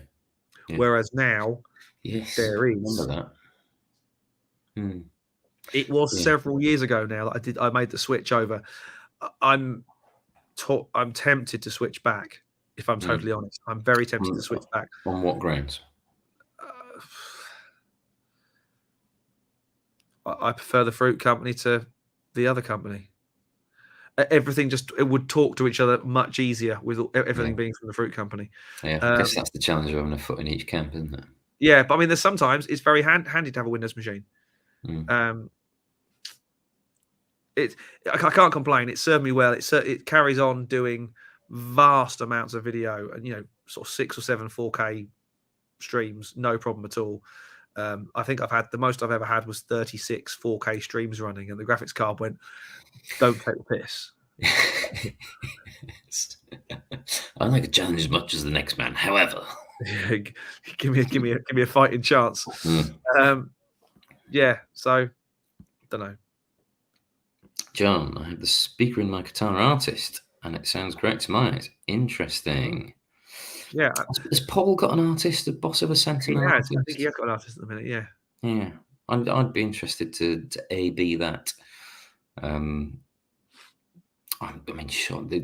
I think I am the only person left in England who hasn't got a katana. So there must be someone on the internet who's already done an A/B between those speakers, I'm Must sure. be. If not, we could do Yeah, it because he's got. We'll just yeah, yeah. yeah. Jeff's back. I bought the. Here we go. So the Wazza speaker again. I tried it in the Mark II katana and the next tone. And Paul's got a next tone at the minute, hasn't he? I want to hear Yes, that. yeah. Both cases, it sounds smoother, less harsh, adds a touch of sag, slightly scooped. Worth the cash? Yes. Interesting. Okay, good. Interesting. That bodes well. Here we go.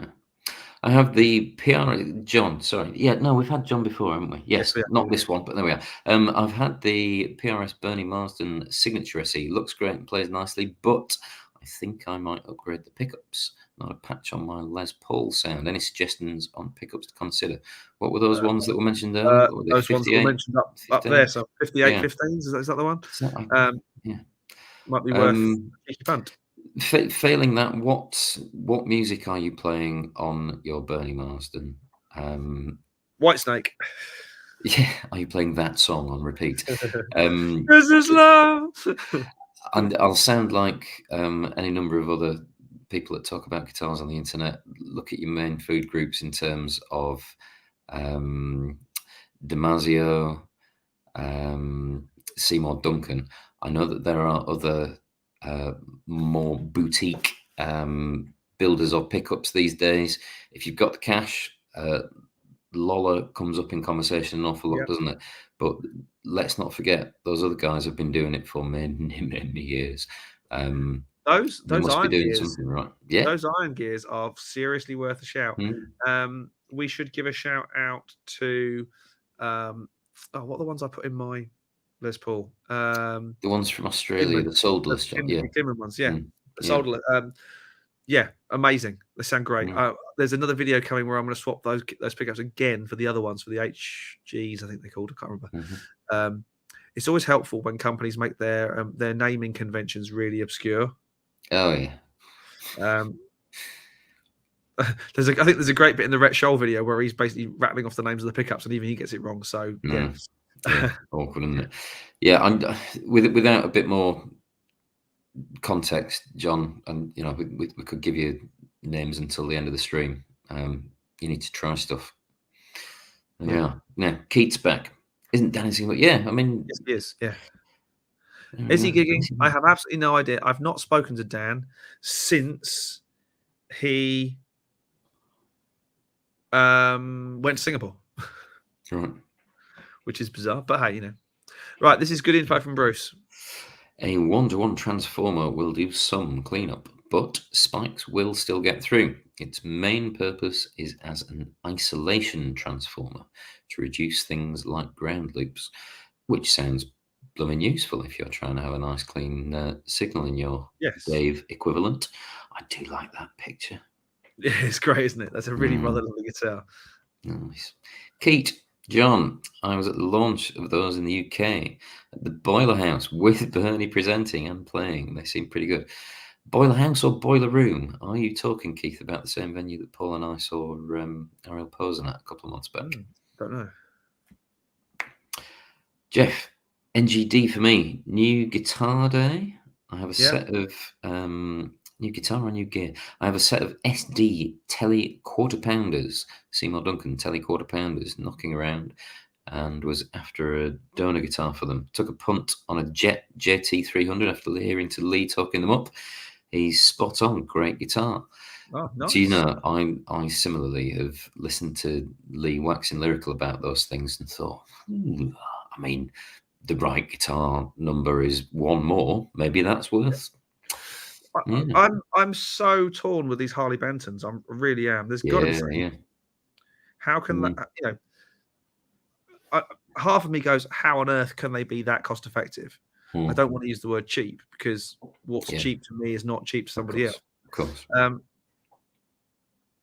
I looked in great detail at one of their Paul Reed Smith impersonations, and on the face of it, if you were watching a band at a boozer or at a function event, you'd go, that looks an interesting guitar. But even looking at the pictures on their website with a little bit of zoom, you can start to see, those dots aren't quite aligned. That finish doesn't look quite right, this kind of thing. But how pernickety can you be when you're getting the equivalent of a £2,000 or euro or dollar guitar for a tenth of the price or whatever? Again, go back to that 80-20 rule. Does it sound there and thereabouts, but you've still got another however many dollars in your pocket? I don't know. What are you buying them for? What do you want them to do? If it's something else on the wall, then that's that's the thing. If it's something else, another flavour, then that's interesting. I get the impression that Lee actually takes them out in the trenches and makes use of the things. And if he's prepared to, stick that over his shoulder and get involved, then there's got to be something to it based on the standard of player that he is. John's again. Kiesel is a fast custom shop, so usually 12 to 16 weeks wait, 10-day return for most custom. Interesting. Like you, I want to wait 12 to 18 months for a guitar, especially if it turned out to be a dog. Oh, I imagine. Oof. Nedum K, Nedumito, how are you? A little late tonight, but I might go back and watch from. Oh, please do. If jump nothing else, you'll get in once we fix the problems. Watch the first bit, mate. You'll have a good laugh. We're having a good night now, my friend. But it was a bit of a shaky start in the absence of Paul. We had a few gremlins. Topic of the day, predominantly Dave. I wanted to be an open forum for James to tell us everything that Paul has not allowed him to say about the studio thus far. Right. You're all right, Nedamita. Yeah. Yes, Brooks. I sometimes run my katana through a professional audio systems 2x12 with old vintage Thursdays. There's another Ipswich connection. And it sounds great. Interesting. We used Celestian, obviously were based in Vauxhall Road in Ipswich. They would sell their seconds to the music shops. A second would be a scratched case or something like that. They couldn't send it to Marshall, but they could send it to the local music shop and sell it for 25 quid. So everyone in Ipswich had deals. 30s or greenbacks or really nice Celestian speakers. Nice. Thomas Ross, I lived in Singapore 72, 73. Nee Soon, great place. Nice. What guitar is that? Is that another PRS? I can't see. I think that looks like the bird inlays. It's katana edge behind it. I think. Yeah. Kate, sorry, Boiler Room. Anderton's promo. I seem to recall them talking about that. Was that just before Lee went round to Bernie's house and they were looking at that beautiful old Les Paul, amongst other things, when he released his book? He's an interesting chap, Bernie, isn't he? Seems like a personable sort of fellow. Have you ever encountered him in the trenches, James? I have. What's weird is, you know he's a legend of Whitesnake, but he doesn't look like it. No, in the same way that I don't look like the nigh-on Olympic athlete that I once was. No, but whereas you look at Coverdale and you go, okay, there's been quite a lot of work done there, but he still looks amazing. Yeah. You only have to then look at Tommy Aldridge behind him on drums and go, yeah, that's how you should look. Yeah. Hell of a paper round as a youth. Before we jump onto the last couple of questiones. Yes. Should we talk about the acquisitions from? Yes, yeah, absolutely. So last Wednesday, James was preparing to go off to the West Country in Wiltshire, as we well know, to pick up a variety of new things. Are you able to be mobile, or are you just going to angle the cam? So vintage dual distortion. I like the idea of a distortion that's just got two controls and the truth. I haven't actually done anything with this yet. I haven't even plugged it in. But what I have had some fun with, I can't show you the TSL. I can't show you the TSL because it's over in Marshall Amp Corner. But what I can do is show you this bad boy, the Music Man 75. Nice. That is awesome. And the little Rivera Pubster. Pubster 25, isn't it? Yes. It is the loudest 25 watts you've ever heard. Yeah. It's ludicrous. Is it point-to-point hand wide or is it PCB? I haven't even looked yet, to be honest. I would say PCB. I don't think they were at that stage. They were still doing it all by hand. Yeah. However, that is an amazing amp. Now, the interesting thing about them is they are solid state front end valve power amp. Now, why would you do that? We all said, that makes no sense. Actually, thinking about it, it makes a lot of sense. We always go on about the tone is in the power amp. That's why you want to crank it up and then use a power soak to bring it back down again. That amp has got, with a Telecaster, you get that lovely clean on the verge of breakup. Hang on. Clean on the verge of breakup. Ding! In fact, we've spoken about Harley Benton. You didn't do the theme tune. I know. There we are. Yeah, there is. That is a great way to get that kind of clean on the verge of breakup, dirty, really, really nice noise. Yeah. Now, the little Rivera, has some very interesting configuration-y type things. It is dual channel, but it's kind of not. It's more a boost than it is an actual separate channel. Whereas shared EQ. Yes. Whereas the TSL is clearly 3 separate amps, basically in one 2x12 useful box. That is very much one channel with a boost, but wow. For a little thing, that's awesome. The pedal didn't work or doesn't work, but I don't think there's going to be much on that. The reverb on-off works, the boost doesn't. I imagine how many things can go wrong inside a 25-year-old pedal. It's not going to beat your soldering iron, is it? No, I'm fairly confident I can whoop that. And what kind of heritage is it? Are we talking Marshall sound, Fendery sound? Definitely Fendery sound. Definitely Fendery. It can be super clean, but you can push it to that clean on the verge of breakup. There it is. Well, I guess that makes sense, doesn't it? Given what Rivera did to black panel amps at the back end of the 70s, that everybody and his dog playing in studios in America was using. But that was the cheeky punt. Yeah. And very much worth it. I mean, actually, the TSL was for the money. It was ridiculous. It's like 200 quid for a 100-watt Marshall. That's just ludicrous. Yeah, and I've not looked at what's going on in replacement valve pricing these days, but there was a bit of a run on for a while there. Could you replace a set of valves for the price of the amplifier that you've bought? It's not. It's gone away. There was an awful lot of hype to that, I'm afraid.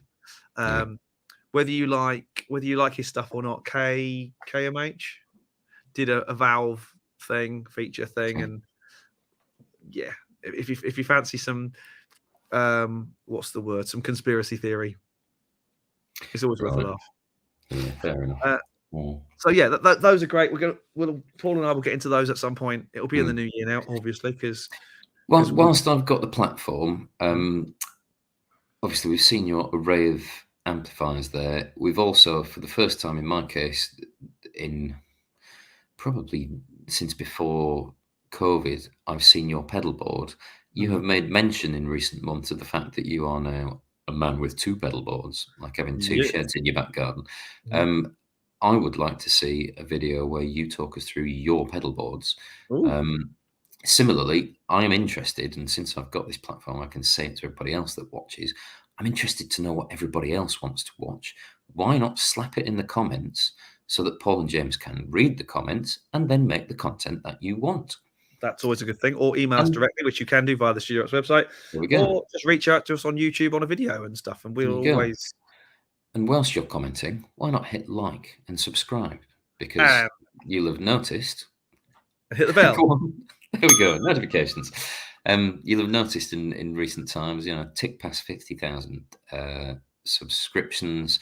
There's an awful lot of gear that gets sent to these guys to do reviews. The capacity, the momentum of the channel grows every time you hit those buttons, do those things.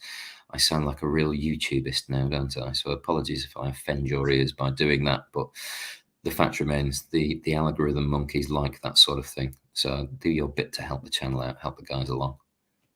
Thank you, mate. Right, let's go. Boom. Let's get into these last few. Shep. Okay, guys, you are a mediocre guitarist. Oh, you've heard me before, Shep. Not you, me. Pro guitar, pretentious, or if you can afford it, go for it. Okay, so it's well documented that I want, and I will one day own, a Soldano SLO 100. I will have one. Oh yes, it will be mine. Yeah. Guitars. I missed out on the Eric Johnson signature Strat, the original one, and I was gutted because it went for like 700 quid. That's crazy, isn't it? That's silly money. I want that guitar. I want that amp. See, I've got the drum kit of my dreams. That Sonar is just an incredible sounding kit. I don't want any other kit. There's nothing better out there at the minute. I don't see that there will be. I think I'm there. For what it's worth, I think you should try it, Shep. I don't know what guitar that 335 type is. Might be an actual 335. Who knows? I think you would be surprised by what the guitar brings out of you. Once you've got to a level as a guitarist, you can tell something that is an absolute dog and something that is nice to play. I sat down at Paul's house a few months back, and he thrust his 57 custom shop in my hands, and I began a life crisis of, I've got to get me a custom shop. It just felt out of this world. For context, my standard go-to is just a bog standard American telly. It's about 20 years old now. It must be touching on that. I know when you bought it, because you bought it for that gig. Yeah. So the first time that James and I did a gig together was the first time that guitar came out in anger, as it were. And it's a great guitar. The front pickup on that guitar, I love. If I had to only have one pickup for the rest of my days, I'd be all right with that. I've done entire gigs just using the neck pickup, which sounds ridiculous, I know, but I love that sound that it makes. It's phenomenal. That's not a wildly expensive guitar, so pick those up secondhand, 500-600 quid in this country. Is it pretentious to go for something really expensive? If it brings the music out of you, if it makes the sound that induces inspiration and moves you along, I would argue that it's money well spent myself. Yeah, I don't. To be honest, I don't think. I've been talking about this with my wife. Now, I'm a great believer in you should have a guitar or any instrument that is at least playable to learn on. Should someone be learning on a custom shop? No point. Yeah. Would the instrument get in the way less if they did? Hell yeah. But no one's going to buy a 6-year-old a custom shop. Because they're not trained. What do you aspire to if you start on a custom shop? Yes, yeah. Fender building one for you. Yeah, quite. Yeah, you going out to see the master builders yourself. Go for it. Is this to suggest, Shep, that you are thinking about getting something really tasty? I'm interested. What's the second half of this question? Because we can help persuade you either way. I've thought many times long and hard about a matchless because I love Paul's matchless. It does sound phenomenal. But the problem is, whereas what Paul does to versus what I do are very different. Sure. Paul Yeah. writes generally his own material and can choose the tones he wants. Yeah. I have to be able to please other people Yeah. and pick the right tone for a song, or or have something available that people can come in and go, oh, I love that, I'll plug into that. Yeah. So hence it's not a huge collection of amps, but for a guy in a garden shed, it ain't bad. Mm. Yeah, that's the challenge, isn't it? There again, to play devil's advocate, if someone walks into the studio and sees one of those delightful things, they might be inclined to plug into it and play it. Yeah, and they might then go, "This is amazing! It wasn't the sound. I couldn't get this sound before. I really wanted that. That's the sound I wanted." And if that takes them off Yeah. on their recording journey, Mm. thing of Yeah. genius. Yeah. Jeff, put Iron Gear Blues engines in that Bernie SE. I've got them in a custom 24 SE. Raw nickel covers, looks and sounds awesome. They are great guitars. Nice. Thanks, Jeff. I can't remember who it was that was asking. Was it Shep? Duncan Mitchell, evening, guys, and a Merry Christmas. And the same to you, Duncan, to you and yours. This is Bruce, isn't it? Bruce Brooks. Yes. Happy holidays to all before you shut down. Are we on for next week? I know I'm not, because I have the Jive Masses over next Wednesday. So I know Right. I think we're having 2 weeks off. I think that seems fair, given all the current lurgies that are going around, and the fact that we kind of need a life at some point. We will probably not have one next week, unless we all decide we're so bleeding bored and we want to get, and I need to get away from half a dozen, from about 35 family members. Keith Riansons and Dutton, sorry, Bernie. Yes, that was the time. Splendid. Good. Does this show me in a good light that I can even refer back to episodes of YouTube television the way that people refer back to Only Fools and Horses? There we are. John McGuigan. Cheers, Jeff. I'll look into them. Good man. There we go. The Studio Rats family helping each other out. Nenamido, one question about mixing. This is to you then, James. I've been mixing for a few years, learning by doing. Absolutely the best way. Any tips on how to get clear and loud mixes that are easily pushed with a limiter to be close to pro loudness levels? At what point does mixing become black magic? At what point is using tools to fill in the gaps of knowledge? At what point should you just carry on learning until you achieve it? Okay, so there's two old phrases. It's record like there is no mixing, mix like there is no mastering. Those are the two phrases. Mixing into some kind of bus compressor, the one everyone thinks of is the SSL G series bus comp, that will compress your mix. It will give you the glue. Is it always advised to go into a compressor or some kind of mix engine before you go off to mastering? No, it definitely isn't always advised.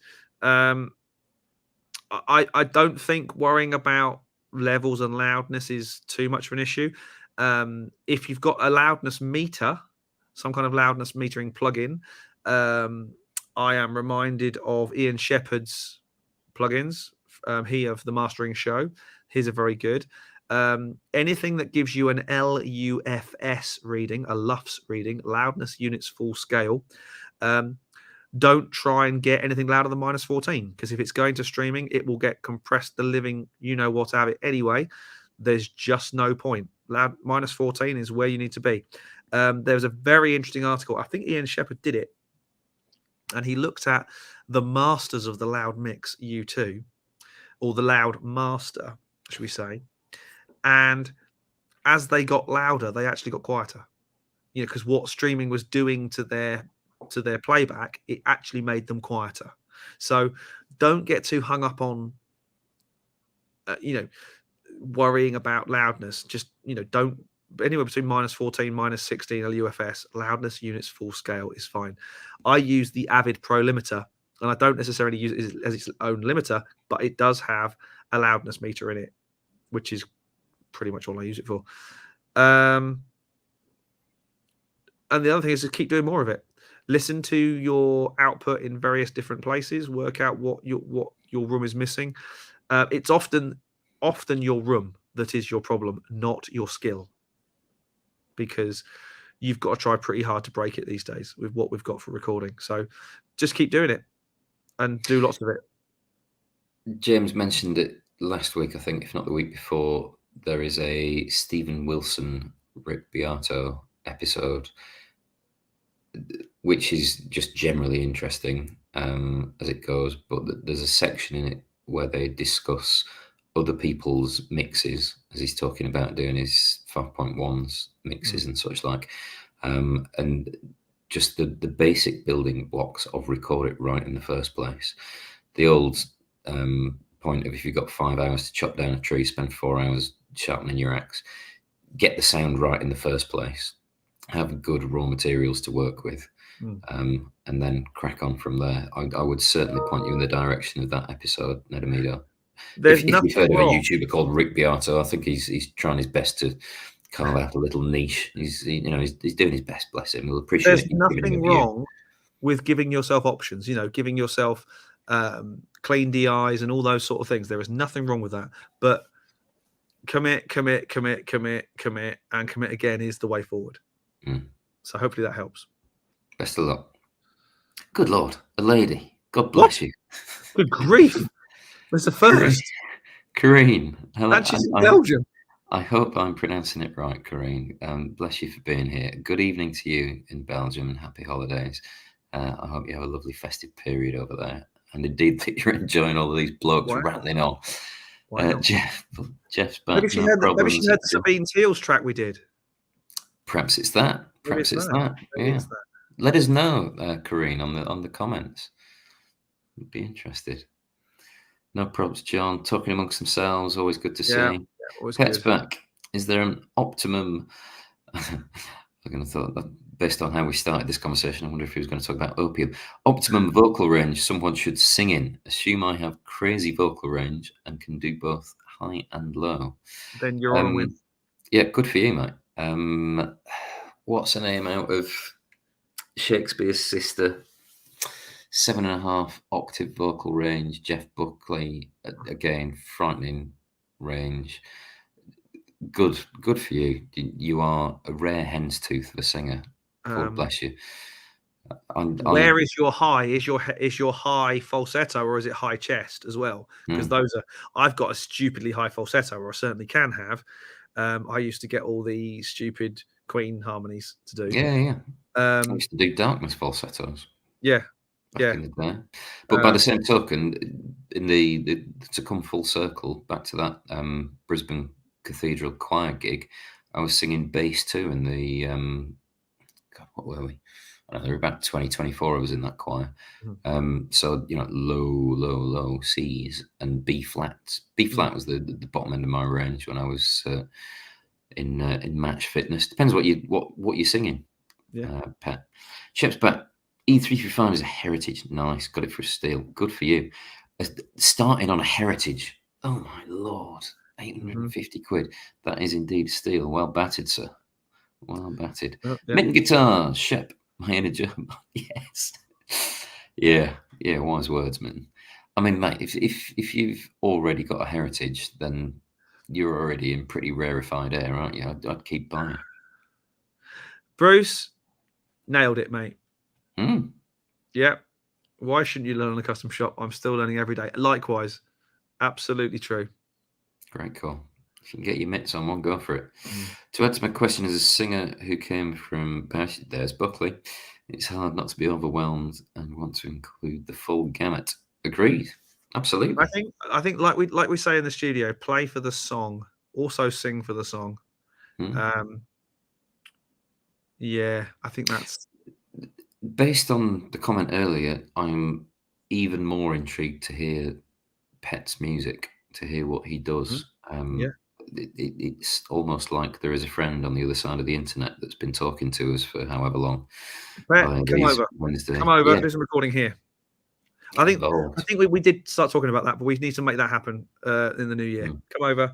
There's a perfectly fully fledged, fully set up, ready to go studio sitting here waiting to be abused. So yes, and it's soon going to have a sleeper sofa in it as well.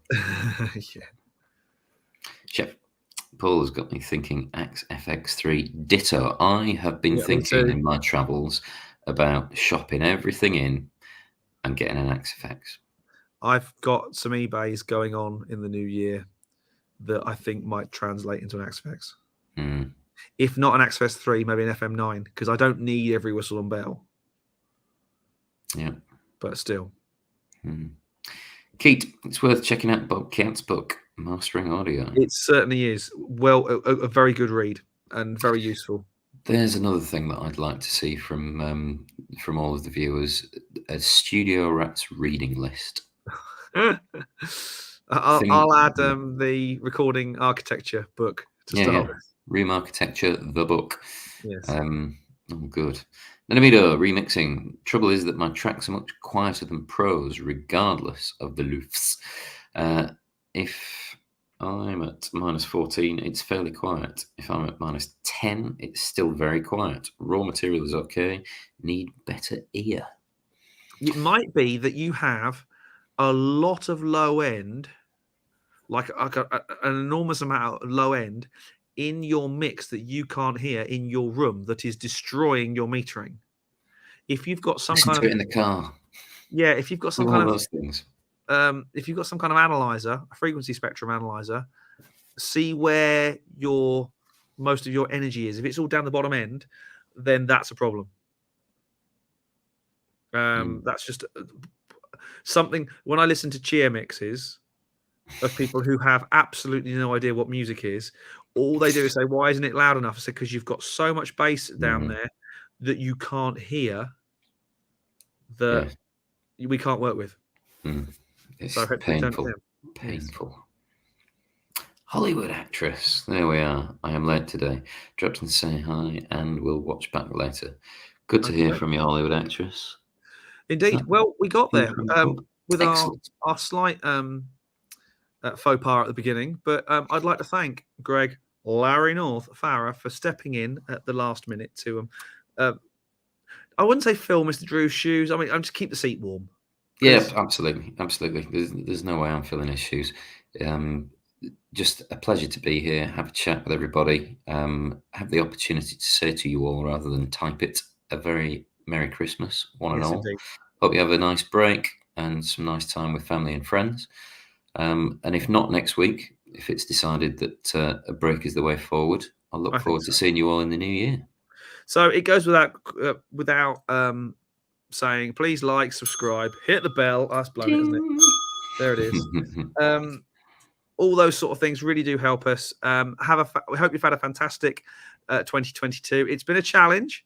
It's been challenging in many ways. Hopefully 2023 will be a fine musical event for one and all. Thanks for sticking with us for the last 50,000 viewers or whatever it is we've now got. I think it was 50,200 and something when I last looked. We will see you in 2023 for more of the same old pro audio and recording and guitar guff. Merry Christmas, one and all. We'll see you again very soon. Take care. Good night.